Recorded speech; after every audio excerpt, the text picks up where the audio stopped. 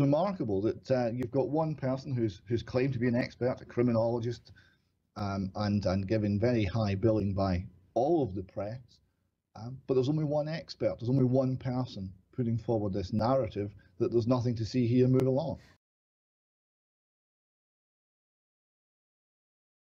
The Edward Heath investigation is kind of out of the news, out of the mainstream news post-New Year, but this sort of came to your attention. We just wanted to highlight it. So if we go back over the last few months of 2017 and look at some of the mainstream coverage of the Edward Heath alleged paedophile allegations case and the investigation into that.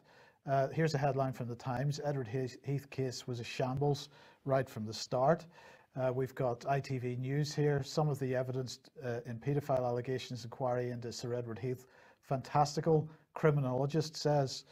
Then we've got the Telegraph, police accused of wriggling at every single turn after having to release only 2 arrested during Edward Heath inquiry. Well, perhaps we get a bit more of a clue from BBC iPlayer here, because this is a radio programme from Radio 4. Criminologist Richard Hoskins, no credible evidence in Ed Heath allegations. And what's common between all of those articles and much of the other mainstream coverage of this, David, is that it all seems to come from one person, Richard Hoskins. Yes, it's remarkable that you've got one person who's claimed to be an expert, a criminologist, and given very high billing by all of the press, but there's only one expert, there's only one person putting forward this narrative that there's nothing to see here, move along. So this is him, but what is he? What qualifies him as a criminologist? Because well, this is his book, The Boy in the River. So who is he? It's a very strange CV. He was briefly in the British Army in a short-term commission. He then went for a year's break in his early 20s to Africa, stayed 6 years, came back and then studied theology at Oxford. I think it was, certainly one of Oxford or Cambridge, I think it was Oxford. And then was involved in this case, The Boy in the River, which is a ritual killing, has built himself up into this view that he's a criminologist. There doesn't seem to be an awful lot substantial there.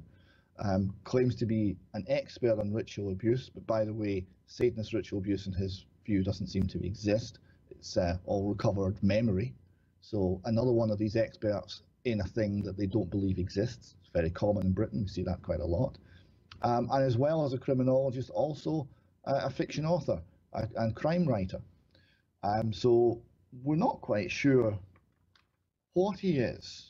And I say he, because even that is not so clear. So we're not quite sure what he is, but it seems he's not quite sure what he is either.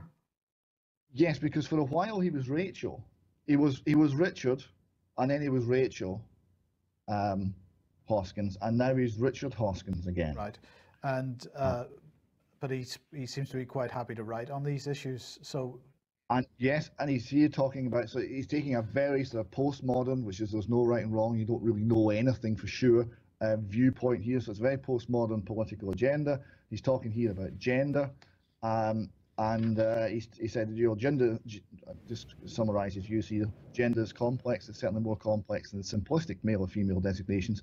It's about time the West bucked up its ideas about this. I would like to see Britain lead the way by adopting a trans category for those who identify somewhere between male and female. Alternatively, why don't we just do away with gender categories? Why do we need them anyway? It doesn't matter.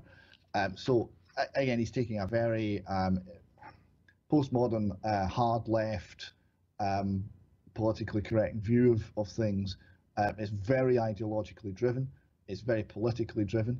And this is the one person without any criticism, without any review of his views, without any context, that the press in this country have for months been relying wholly on to criticise Mike Veal and the Heath investigation.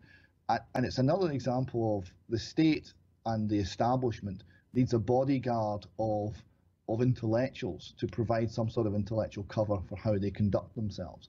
And I think this is an example of a situation where they're very thin on cover and this is the person they've selected to put their ideas forward. Okay, well, I'm afraid we're absolutely out of time, so we're going to have to leave it there. Thank you very much for joining us.